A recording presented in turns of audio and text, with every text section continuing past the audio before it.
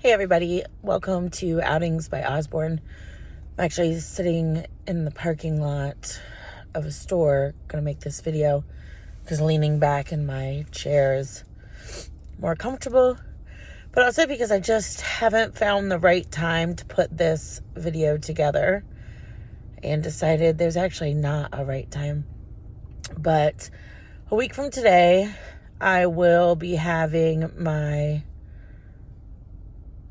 hearing, so February 1st. And what this hearing is about is a disability hearing.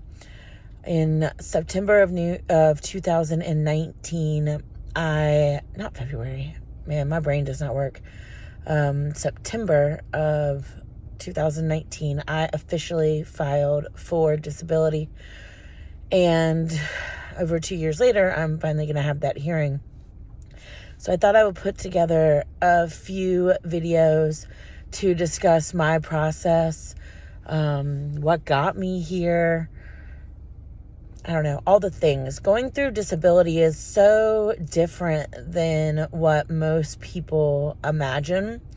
And I don't think anybody could ever imagine how much goes into the process.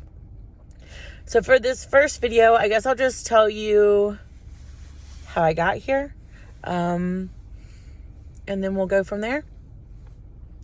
I guess you would call this a series of unfortunate events.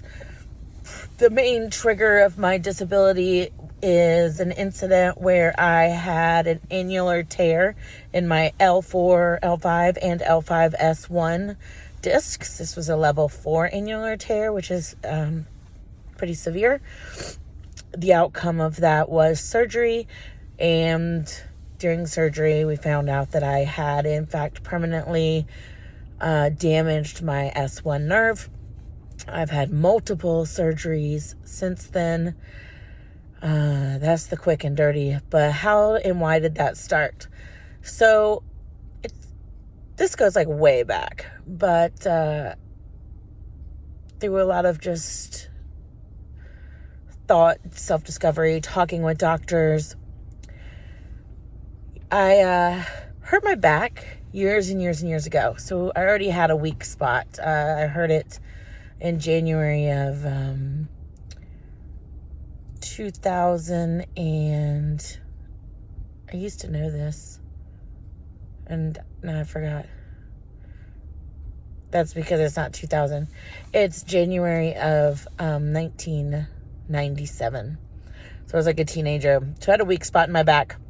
And then degenerate bone disease runs in my family. So that's just what it is, right? Okay, so then you add on top of that the fact that I have something called PCOS, which is polycystic ovary syndrome, which is a really terrible name for an endocrine system disorder that both men and women have, even though not all people on the planet have ovaries. So why they called it that, I don't know. But if you look it up, it has a lot of unfortunate side effects, including mental health issues. So I was lucky enough to have massive depressive disorder, and anxiety on top of the hormone issue physically that it causes. So one of the things they do when you have that disorder is they treat you with metformin. And a lot of people know what metformin is because they treat diabetics with it, but you don't have to have sugar issues for metformin to work hormonally. So a lot of people with PCOS do have sugar issues. I'm just not one of those people. They still treat me with metformin. So while I was on metformin being treated for a hormone disorder, the hormone disorder also caused secondary infertility with my second child. So we're going through the process, trying to have children, et cetera, et cetera. And I finally get pregnant with my son. And an OB doctor who I guess did not take the time to understand my medical history, basically bullied me into stopping taking metformin, which in hindsight was horrible idea. All my other doctors freaked out because they couldn't get me back on it while I was pregnant. and my body reacted terribly to it and just started gaining weight out of control. Similar if you know somebody with like gestational diabetes, but it wasn't that. It was just huge and water, and that put a lot of stress on my body. And unfortunately, as with many women, my abdomen separated, and it separated very severely. So while my son was a baby, I strained my back because I had no abdomen muscles. I went to the doctor to get medicine for the strained back. I leaned over to pick the medicine up in my car. I felt the most excruciating pain I've ever felt in my life.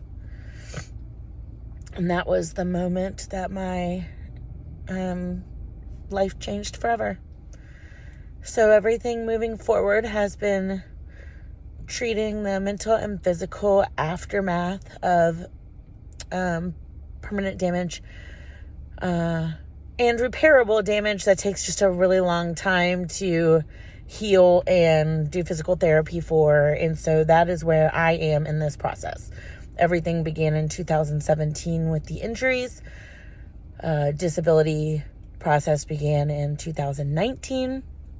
And here we sit, January 25th, 2022, and I still don't have an outcome, an end date, or really a solid grasp for how this is going to turn out.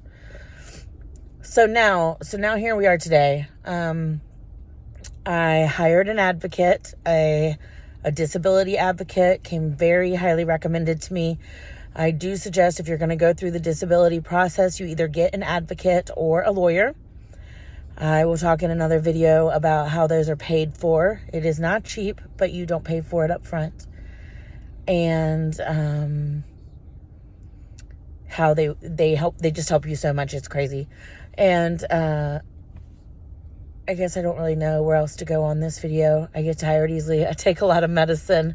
But that's my story. That's where I'm at right now, today, January 25th, in a parking lot, working the process for SSDI. There's actually SSI and SSDI, and maybe I'll do a video on the difference between those two. All right, just thanks for listening. If you have any questions, go ahead and drop them in the comments, and I will address those along with lots and lots of other things in the next video. What an adventure. Talk to you later. Bye.